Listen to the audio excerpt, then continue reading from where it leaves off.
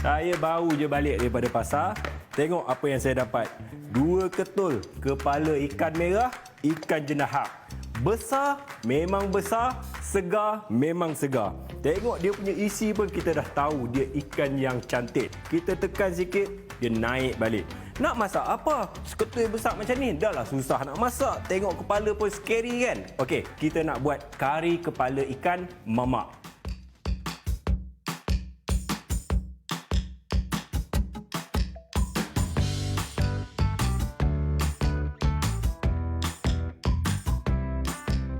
Cara dia memang sangat mudah. First kali kita kena panaskan kita punya minyak dulu. Halia kita pakai banyak sikit sebab kita nak masak barang-barang seafood ni macam ikan, ketam, sotong. Kita perlukan halia untuk apa tahu? Untuk potong dia bau hanyir. Lepas tu dia ada bau-bau sikit. Kita nak bagi ikan kita tu wangi. Okey, kalau ada halba campur boleh masukkan juga. Tapi kalau tak ada masalah langsung. Sebab apa? Kita nak dapatkan dia punya wangi tu, kita boleh dapat juga daripada bawang putih. Okey, bahan yang dua ni kita tumiskan dulu dekat dalam kuali kita yang panas.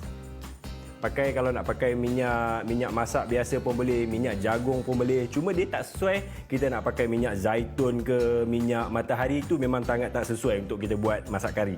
Alright. Kita punya bahan tumisan masuk dulu. Kalau tengok dekat sini saya ada sedikit rempah, buah pelaga dengan bunga lawang. Okey, ini dia punya fungsi pun untuk naikkan dia punya bau dan dia akan keluarkan sedikit rasa. Alright, masukkan. Kemudian daun kari kalau ada banyak, letak banyak. Tak ada masalah langsung. Sekarang ni kita kena tumiskan dulu sampai bawang tu dia agak brown sikit, naik warna. Okey, sambil-sambil tu kita nak tumbuk bahan yang seterusnya. Alright.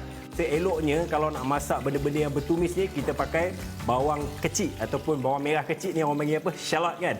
Sebab apa? Selain daripada dia punya warna dia cantik, dia akan cantikkan kita punya kari tu nanti, dia ada rasa manis. Kita tumbukkan dia, kemudian kita tumis sekali. Cili lebih kurang dalam 10. Kita tumbukkan sekali lagi. Tak perlu terlalu lumat. Sebab apa? Kita nak bagi kuah kita tu pekat. Okey, untuk buat kari, dia punya proses paling penting sebenarnya masa tumisan ni. Sebab apa? Kat sinilah kita akan dapat dia punya wangi, dia punya rasa. Kat sini kita dah ada rasa pedas. Nanti kita nak masukkan sedikit rasa masam daripada asam jawa. Tapi sekarang kita nak bagi dia manis. Manisnya bukan dia datang daripada gula, tapi manis daripada tomato. Masuk dekat dalam kita punya tumisan. Kemudian kita nak masukkan rempah kari. Okey, rempah kari ni kita boleh pakai rempah kari apa. Cumanya saya dah mixkan sikit dengan cili powder ataupun serbuk cili lah, bagi dia rasa pedas. Alright, sekarang ni terus saja kita masuk dengan cili powder. Terus saja kita masukkan air. Alright. Kalau ada air kosong, pakai air kosong. Tapi kalau ada air stok ikan, air stok udang, pakai. Boleh. Dia akan jadi lagi sedap.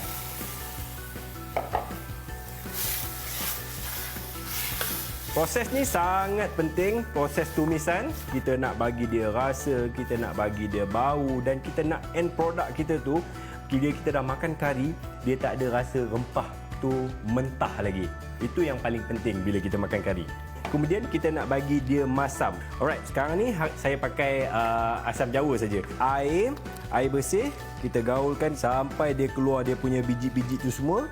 Terus kita masukkan dekat dalam kita punya kuah. Kalau nak tapis, pakai jari pun boleh.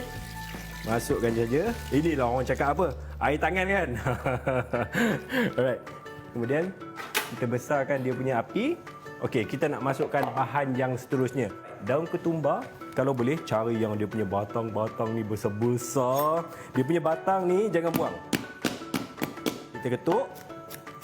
Potong. Halus-halus. Masuk kat dalam. Kita kena biarkan dia sampai dia betul-betul masak. Dia meremeh. Kuah tu pekat. Baru kita perasakan dia dengan garam. Ataupun apa-apa lagi perasa dia. Okey, biasanya kalau macam kari Melayu kita pakai santan kan. Tapi untuk kari mamak biasanya dia akan pakai susu sejat, susu cair ataupun kita pakai yogurt. Sebab apa? Okey, kita nak bagi kita punya kari ni tahan lagi lama. So kita boleh panaskan. That's why bila kita makan kari mamak, kita makan hari ni dah sedap kan? Esok Masya Allah lagi sedap makan dengan roti kan? Alright, kita masukkan kita punya susu. Okey, susu tak payah banyak sebab kita nak dapatkan dia punya rasa creamy tu saja. Alright, bila dia dah bergabung, warna dia pun cantik, dia dah sebati, kita masukkan dia punya perasa. Okey, macam saya cakap tadi, perasa tak perlu banyak. Kita pakai gula sikit saja. Lepas tu garam pun sikit saja. Sebab apa? Kita punya asam keping, asam jawa tadi dah ada rasa masin kan? So kita pakai sikit saja. Bila kita punya kuah ni dah set, cantik, nampak dia tak running. Maksudnya dia punya kuah tu dia tak berair. Kita masukkan terus kita punya kepala ikan merah ni. Besarnya. Nampak dengan muka saya kalau dekat kedai mamak 180 dia jual. Sekarang kita buat tak sampai RM30 pun satu kepala. Alright, kita masukkan dia punya kepala kat dalam. Kepala ikan merah. Kepala ikan jenahak. Oh, pecut. Hidup lagi dia. Alright, lepas tu saya ada ekor ikan merah. Ini proses terakhir dan proses yang paling penting untuk kita nak pastikan kita punya kepala tu sangat-sangat sedap. Kita tak boleh gunakan api yang terlalu besar dan api yang terlalu kecil. Kita nak simmerkan dia saja. Kita nak isi ikan tu masak dengan sekata sekejap, bukan dalam proses yang cepat. Okey, ini kita biarkan lebih kurang dalam 5-6 minit, terus kita boleh hidangkan dia. Lepas kita dah remehkan dia lebih kurang 7 ke 8 minit, dia confirm masak. Tapi macam mana kita nak tahu dia dah masak kan? Kita tengok bahagian dia punya pipi, dia punya mata dah terkeluar, itu memang confirm masak.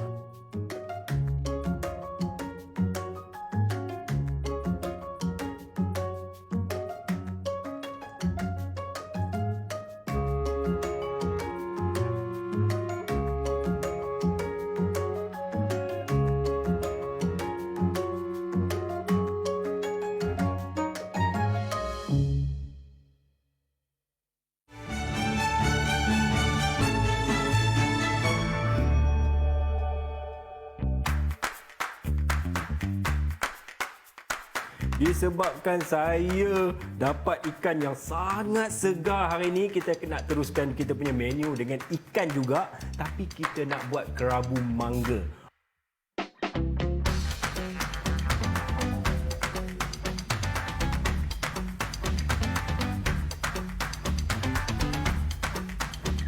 Ikannya kita nak potong cube-cube, kemudian kita nak gaulkan sekali dekat dalam mangga tu. Alright, kalau kita tengok dia punya isi, memang sangat cantik dan dia ada seperti ulas-ulas. Bila kita masak, kita hancur-hancurkan dia, kita tarik dia boleh pecah-pecah. Okey, bila semua dah kita potong dengan cantik cube-cube macam ni, terus kita gaulkan dia dengan tepung. Pastikan salutan kita tu kena semua bahagian. Kemudian terus saja kita goreng. Okey, untuk kita nak goreng ikan ni, pastikan dia punya minyak tu betul-betul panas. Sebab apa? Kalau dia tak panas nanti, minyak tu dia akan serap masuk dekat dalam ikan. So kita tak nak makan minyak yang terlalu banyak. Kita nak ikan kita tu dia crispy.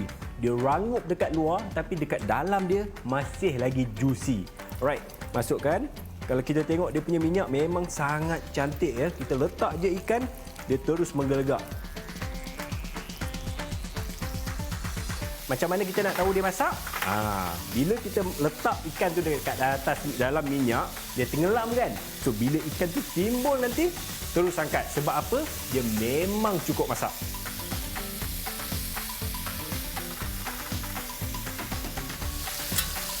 Alright. Kalau kita tengok dekat kita punya cube ikan yang kita dah goreng ni kan, tengok bahagian luar dia sangat crunchy. Tapi bila kita pecahkan, dekat dalam dia masih lagi juicy. So juicy tu bila kita gaulkan sekali dengan kita punya kerabu mangga, dia akan naikkan lagi flavor atau rasa dia kan. Yang ni, toastkan dia punya minyak.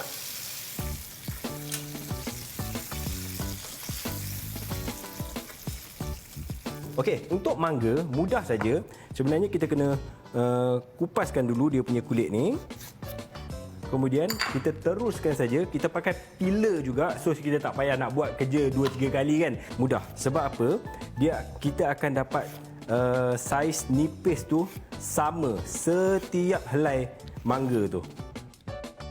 Okey, kalau tengok dekat sini, kalau kata kita nak pedas, kita boleh letak 5, 6, tapi kalau kita nak just sedang-sedang saja, cukup 3 biji pun dah cukup dah. Kemudian apa lagi yang kita nak letak? Bawang. Bawang sama juga, kita pakai bawang kecil, bawang merah kecil ni, lebih kurang dalam 5 ulas.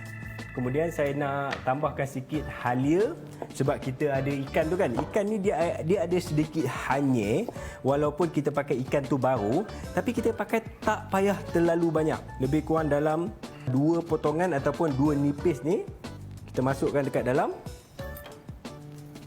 Terus saja kita tumbuk dulu lebih kurang bagi dia 80% lumat sebelum kita masukkan dengan perasa-perasa yang lain.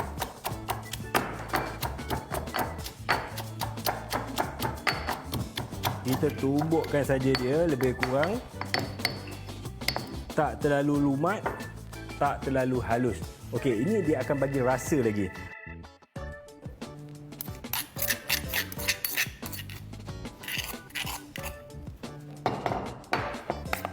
Okey, sekarang ni kita dah boleh gaulkan dia bagi dia betul sebati. Mudah saja kita nak pakai gula Melaka ni. Kita just potongkan dia nipis-nipis. Campurkan dia. Okey, kalau kita tengok dekat kerabu ni, dia masih lagi kering kan? Okey, dia dah ada pedas dan dia dah ada manis. So, kita nak letakkan sedikit masam. Kita boleh pakai limau kasturi. Kalau ada lemon, boleh pakai lemon. Kalau nak lagi best, nak lagi harum lagi dia punya rasa, kita boleh pakai limau purut. Kemudian, kita perahkan saja, masukkan balik dekat dalam batu lesung ni.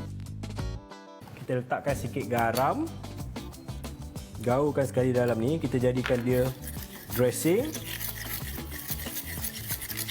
Bagi garam tu betul-betul larut dan terus masukkan saja dekat dalam mangga. Alright, kita punya daun limau bila kita nak masuk? Sekaranglah kita nak masukkan dia. Okey, kita tak perlu masukkan dia awal sangat sebab nanti dia akan keluarkan dia punya rasa yang terlalu kuat. So kita tak nak dia overshadow dia punya rasa, tapi tak perlu banyaklah. Okey, kita nak letakkan juga daun ketumbar. Okey, daun ketumbar tak payah banyak. Lebih kurang dalam setengah pokok. Terus saja kita masuk dekat dalam. Kita gaulkan lagi sekali. Nampak saya duk gaul-gaul ni pun dia punya bau memang dah naik. Sebenarnya kan kalau nak diikutkan, kerabu ni kita boleh makan dia dengan berbagai-bagai cara. Kita boleh makan dia dengan nasi, kita boleh makan dia sebagai salad pun boleh, ataupun kita nak makan dengan isi ikan tu saja pun boleh.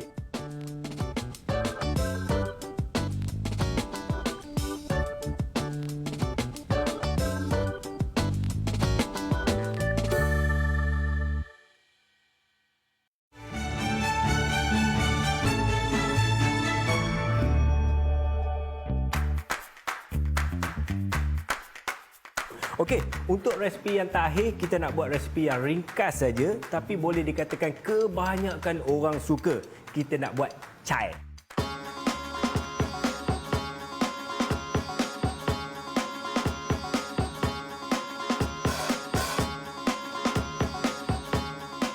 Untuk kita mulakan buat resepi cai ni, kalau tengok dekat sini, saya dah ada bunga lawang. Okey, bunga lawang yang pertama sekali kita kena ketuk-ketukkan dia dulu supaya dia mudah keluarkan dia punya rasa.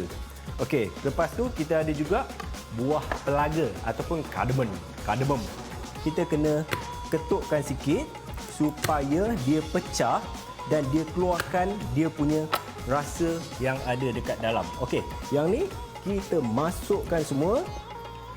Kemudian saya nak tambah lagi dia punya rasa. Okey, rasa kita nak pakai daripada halia. Okey, halia paling mudah cara kita nak pakai ataupun kita nak kupaskan dia. Tak perlu pakai pisau, tak perlu pakai peeler. Kita ambil camca, sangat mudah. Potongkan sikit. Ini pun kita ketuk. Masuk dekat dalam air.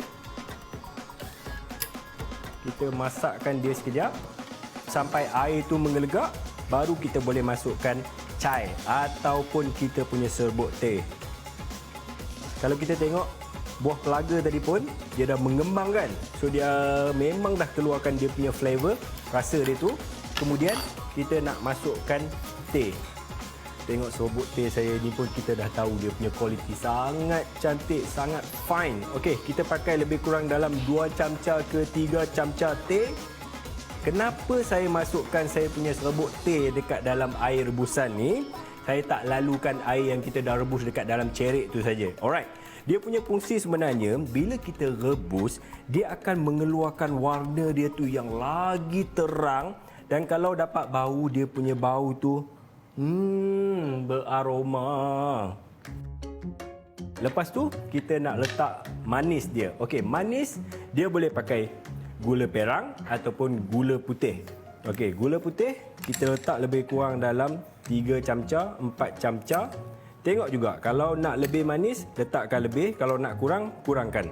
Yang bagusnya bila kita buat chai ni, kita pakai susu lembu. Okey, kita boleh juga pakai susu kambing ikut kita punya cita rasa. Alright, susu ni kita masukkan saja sikit-sikit. Sambil tu kita gaul. Kita tengok dia punya warna. Warna chai tu macam mana dia berubah, macam mana warna yang kita nak sampai kita dapat. Okey, untuk yang step yang terakhir, saya letakkan sedikit garam. Okey, garam, fungsi garam ni sebenarnya bukan untuk masinkan dia, tapi untuk lemakkan lagi kita punya chai. Right? Yang ni pun kita kacau-kacaukan sekejap saja. Kita ambil bekas.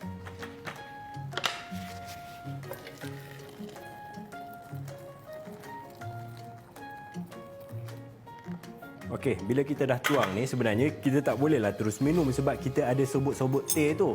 Kita kena tapiskan dia sekejap. Ambil penapis yang betul-betul fine. Tengok kalau kita tengok bahagian belakang dia memang sangat halus. Sebab kita pakai teh serbuk. So kita tak boleh dia terlalu jarang. Okey, kita tapiskan dia dulu.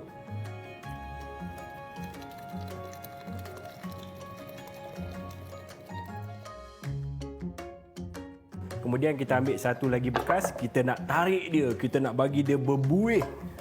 Okey, proses ni kita kena buat hati-hati sikit sebab memang teh tu dia punya air tahap menggelegak. So bila kena tangan, bila kena jari memang confirm melecur punya. Yang ni kita tarik 2-3 kali supaya kita dapat dia punya buih tu banyak, dapat separuh daripada kita punya cawan. Baru kita terus masukkan dekat dalam cawan. Kalau tengok kat sini dia punya buih sangat pekat, sangat banyak.